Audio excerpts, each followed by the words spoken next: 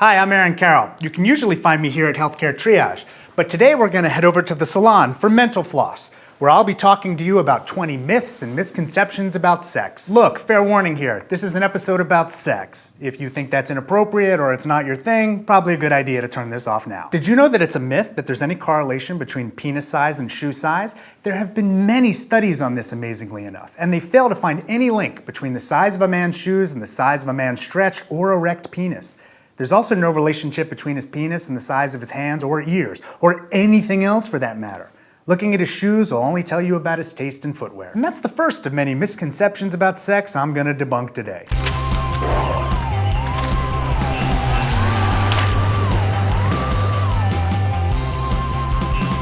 It's a myth that the average man has a 7-inch penis.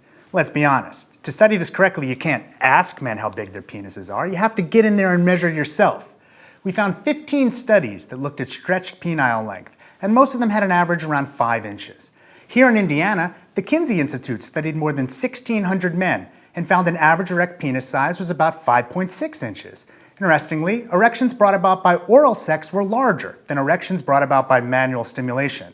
Is that because oral sex causes bigger erections, or is it because bigger penises get oral sex? We have no idea. It's a myth that wearing a condom makes you last longer. In a study of 500 men from Europe and America, their intravaginal ejaculation latency time was 5.4 minutes. They literally clocked these men with a stopwatch. Men 18 to 30 years old lasted the longest at 6.5 minutes on average, dropping to only 4.3 minutes for men over 51. Wearing a condom made no difference, nor did whether the men were circumcised. Here, Clark Kent super speed backfires. Aquaman wins. It's a myth that you can build up a much bigger load. I'm not sure why so many people care about this, but here we go. In 2005, a study of more than 6,000 men who had provided about 9,500 samples was published. Men who waited a week had an average ejaculate volume of 3.7 milliliters. Men who had sex the day before had a volume of 2.3 milliliters. That's a difference of less than a third of a teaspoon. But even men who came earlier that day still produced 2.4 milliliters. So we can't imagine that waiting is worth it. It's a myth that men want blondes more than brunettes. Sure, there have been some local studies that point to the fact that men may say this, but they're usually in places where blonde hair is less common. In areas where blonde hair is more common, the preference is not as clear. There's also no correlation in studies between women having blonde hair and having more sexual partners, more sex, or more orgasms. It's a myth that most women are going hairless these days. Yes, it's true that Playboy centerfolds are more likely to have little or no pubic hair in recent years, but that's a skewed sample. A 2010 survey of more than 2,400 women found that only 11% of women aged 18 to 68 remove all of their hair most of the time. 20% removed no hair at all, and only about a quarter removed their pubic hair some of the time. Going bare is somewhat related to age, with 21% of 18 to 24-year-olds shaving it all off, versus 9% of women in their 30s or 2% of women over 50. Bottom line, though, is that the majority of women of all ages keep some hair down there. It's a myth that bigger breasts are less sensitive than smaller breasts. Some people have argued that bigger breasts have longer nerves to get to the skin, and that this makes them feel less. Of course, then taller women would have less sensitivity too, and no one makes that argument. The evidence for this comes from studies that asked women if they could feel hair-like filaments of different sizes on their breasts. There were differences, but no woman ever defined sensitivity during sex as the ability to feel a single hair. Besides, no one argues that men with smaller penises derive more pleasure than men with large penises. It's a myth that sex is great exercise. Yeah, it burns off some calories, but most people aren't active for that long. 30 minutes of sex might burn off 85 to 150 calories, but remember the average intravaginal ejaculation latency time I mentioned before? Not even close. The time that sex is aerobic, where your heart rate goes up, is even shorter. Despite what you've learned from our highly scientific competitor Mad Men, it's a myth that all men cheat, or that there's a difference between men and women. If you define cheating as intercourse, then yeah, men cheat more often. If you broaden it to include other acts, then women cheat pretty much as often as men. Surprisingly, age doesn't seem to be a factor either. The most comprehensive study we've seen showed that 23% of men and 19% of women had cheated in their current relationship. The biggest predictor was being unhappy or incompatible in terms of sexual attitudes or values. It's a myth that men peak sexually long before women. What does peak mean anyway? If you define it to be the frequency of sex, then both men and women are likely to go without it for a whole year during their 20s. If we define it by masturbation, they're both most likely to do it in their late 20s. If we define it by oral sex, men are most likely to get it in their late 20s and give it in their 30s. Women are most likely to give and receive it in their late 20s. If we define sex at least 4 times a week, it's 30s or 40s for men and late 20s for women. There's no metric that makes this myth true. Speaking of sexual peaks, did you ever wonder if Spider-Man was a metaphor for going through puberty? It's a myth that young men are more likely to ejaculate prematurely.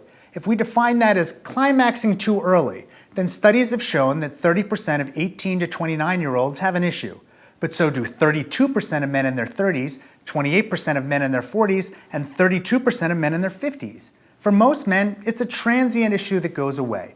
For men with severe and lifelong premature ejaculation, it actually worsens as men age. It's a myth that men think about sex every 7 seconds. This one defies belief. It would be sex, sex, sex, all day. That would be more than 57,000 times a day. It's pretty much every time you take a breath. Over 40% of men report thinking about sex only a few times a month or a few times a week.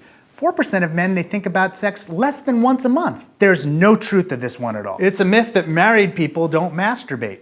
Lots and lots of people masturbate. A study of college students found that 98% of males and 44% of females reported having masturbated. Males averaged 12 times a month and females averaged 5.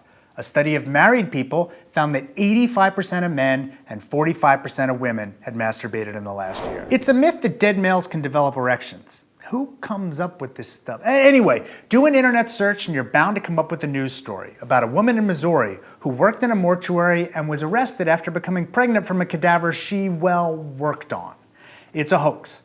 What's also a hoax is the idea that a cadaver could develop an erection. Can't happen. If you die flaccid, you're flaccid for good.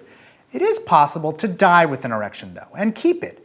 It actually occurred pretty often in men who died by hanging. You still can't cause a dead body to ejaculate, though. It's a myth that only males have wet dreams. First of all, let's stipulate that a wet dream is a state of sexual arousal while asleep that results in orgasm that wakes you up. More than one study has found that about 40% of females report having had this happen to them. About 30% of females report this happening in the last year. The numbers for men are higher, but women ain't doing too badly. It's a myth that masturbating will make you go blind. I mean, come on. If this were true, YouTube would be a total waste of time because almost none of you will be able to see the videos. This is just totally untrue. But here's a fun fact.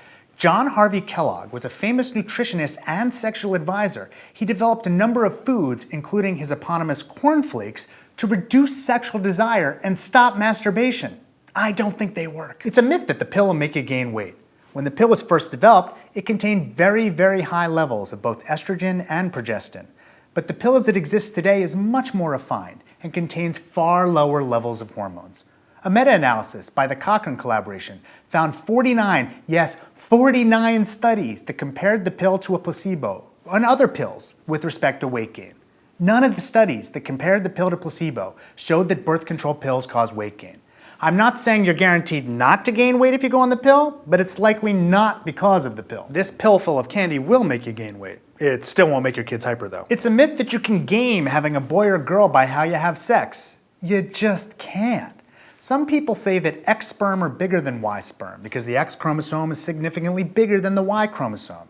Therefore, if ejaculation occurs further from the cervix, Y sperm have a better chance of overtaking the X sperm and making it to the egg first. So if you want a girl, go for a deep ejaculation. If you want a boy, do the opposite. Another explanation has it that X sperm are hardier than Y sperm. So if you ejaculate farther from the cervix, X sperm are more likely to make it all the way to the egg first. If this is true, if you want a boy, go for a deep ejaculation. If you want a girl, do the opposite. Or just recognize that all of this is ridiculous. It's a myth that you don't need the HPV vaccine until you're having sex. First of all, you need to be fully vaccinated before you're ever exposed to HPV for the vaccine to work. And that takes time.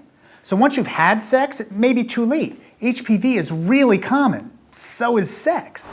By the end of their teenage years, more than 3/4 of all adolescents have engaged in sexual intercourse. More than 2/3 of them have had sex with at least 2 people. More than 6% of children in the United States have sexual intercourse before the age of 13, and younger kids are the least likely to use protection.